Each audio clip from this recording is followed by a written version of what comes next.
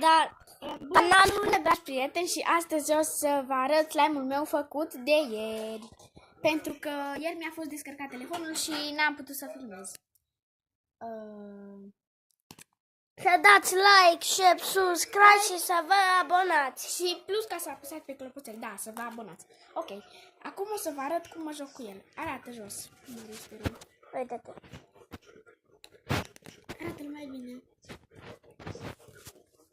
Așa, le-am desfăcut, vede. Închide-l tu. Așa. Ăsta-i slime. Of, Marius, ce-ai făcut?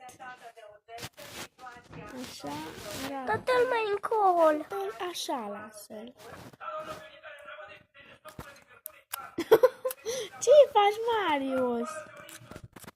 Marius? Dă-l mai încolo. Chiar nu știu să filmez. Ok.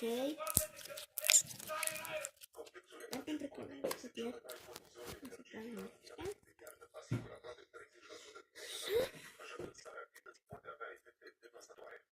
Place, nu?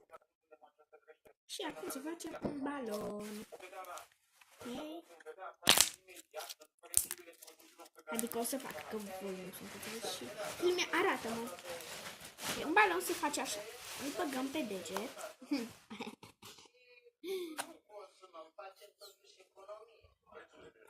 Așa. Și îl punem chiar aici.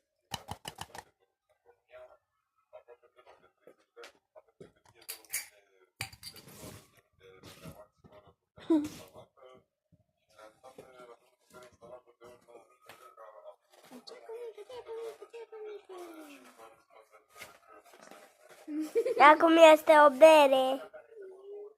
Arată ca o sticlă de suc. Așa. Să spart. No. Să dați like, Subscribe și să vă abonați la acest episod. Pa! să dați like, share, subscribe și să vă abonați la acest videoclip și să dați pe clopoțel. Pa, pa! Pa! Sper să vă placă!